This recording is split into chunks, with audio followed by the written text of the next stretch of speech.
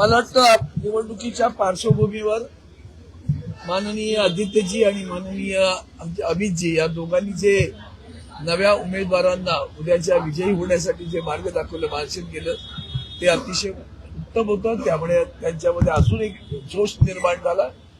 आणि आत्ता महाराष्ट्रात मी खरं तर आत्ता या क्षणी जो उभा आहे तो महाराष्ट्रात काय चाललंय, नगरपालिका नगरपंचायतच्या निवडणुकीमध्ये जे घडलं ते आत्ता काल परवाकडे महानगरपालिकेच्या संदर्भात सुद्धा आपण असं एक सगळेजण बातम्या दाखवते.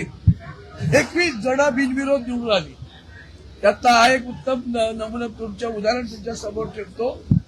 मुंबई शहरातील प्रभाग क्रमांक 226, त्या 226 मध्ये आमच्या म्हणजे अपक्ष उमेदवार आहेत सौ तेजल दीपक पवार या महिला उमेदवाराने अर्ज भरला.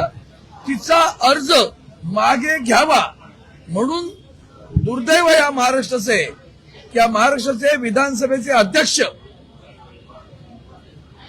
राहुल नार्वेकर आणि त्यांची सगळा कुटुंब परिवार त्यांच्या मागे हात धुवून लागलाय. इतक्या धमक्या, इतका दबाव की एबी फॉर्म भरल्यानंतर हे त्यांचे पती आहेत दीपक पवार यांनी घर सोडलंय, ते आजपर्यंत घरी जाऊ शकले नाही. महिला यांच्या पत्नी तेजल पवार या मुलांना घेऊन बाहेर आहेत का, तर तुमचा फॉर्म मागे घ्या आणि माझ्या भावाला बिनविरोध निवडून आणा. इथे घरावर सुद्धा काही माणसं त्यांची जाऊन त्यांना धमकावत आहेत. आणि म्हणून मी या माध्यमातून मुंबई शहराचे आयुक्त देवेंद्र भारती यांना पहिली विनंती करतोय की या दीपक पवार आणि सौ तेजल पवार या कुटुंबियांना पहिलं संरक्षण द्या. आणि यांचं काही झालं तर त्याला या महाराष्ट्राचे विधानसभेचे अध्यक्ष राहुल नार्वेकर जबाबदार असतील, एवढं आपण लक्षात ठेवा. त्यांना आलेल्या धमक्या, त्यांना आलेला दबाव, प्रलोभन याबाबत ते स्वतः सांगते. हे महत्वाचं आहे. तसलं बिनविरोध करताना निवडून काय लोकतंत्र आहे का? बोला ऐका. माझं नाव दीपक किशन पवार. मी राहायला कुलाबा विधानसभेत प्रभाग क्रमांक 225 ला मी राहतो.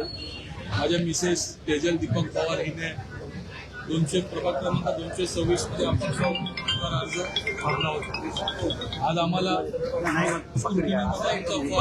पास झाला आणि आम्ही 3 उमेदवार जाहीर झालो. त्याच्यामध्ये एक मकरंद नार्वेकर आहे, दुसरा माझी पत्नी आहे तेजल दीपक पवार आणि तिसरा अशोक पाटील होता. काही कारण माझा एक 7 वर्षाचा मुलगा आहे, 1.5 वर्षाची मुलगी आहे. ती एका ठिकाणी आहे आणि मी एका ठिकाणी आहे.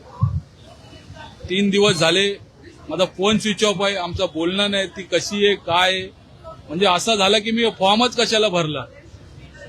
मला इतका दबाव माझ्या आयुष्यात कधी आला नाही. मला म्हणजे औषध घेतलंय मी ब्लड प्रेशरचे. मी काय करू काय नाही, मी आंघोळ पण नाही केली. मी या क्षणी मी संपर्क साधला संतोष शिंदे साहेबांना की मला मदत करा. मी फॉर्म नाही, मी मुंबईत सोडून बाहेर जातो. मला हे निवडणुकीमध्ये पण इच्छा राहिली नाही. इतका दबाव माझ्यावरती टाकण्यात आलाय. आपण काय मदत करू, तुम्ही फॉर्म माघार घ्या. त्यांचे जे लोक आहेत त्यांचा मला फोन यायचे सुरू झाले, तू कशाला भरलाय फॉर्म, तुला कोणी बोलला फॉर्म भरायला, तुझा स्टेटस काय फॉर्म भरण्याचा, तू आमच्या विरोधात कसा उभा राहणार. आम्ही फॉर्म फक्त आणि फक्त 226च्या लोकांसाठी भरलं की घराणेशाही संपली पाहिजे आणि मराठी माणूस जागा राहिला पाहिजे. करोडोंची ऑफर झाली पण मी 1 रुपयासाठी पण विकला नाही. माझ्या त्या कुलाब्याच्या जनतेलाही मी सांगतो हा दीपक पवार आणि तेजल दीपक पवार या पैशासाठी विकले नाही, त्यांच्या सेवेसाठी आम्ही उभे आहोत. तुम्हाला अगर आम्हाला मतदान करायचं असेल तर आम्ही नक्की तुमच्या कामासाठी उभे राहू, सेवेसाठी उभे राहू. अरे थांब रे, अरे स्वप्नील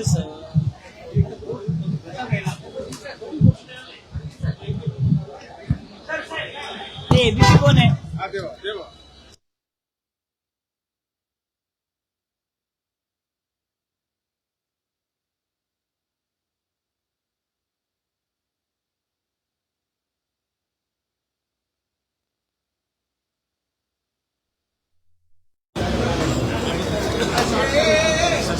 एक मिनिट मॅडम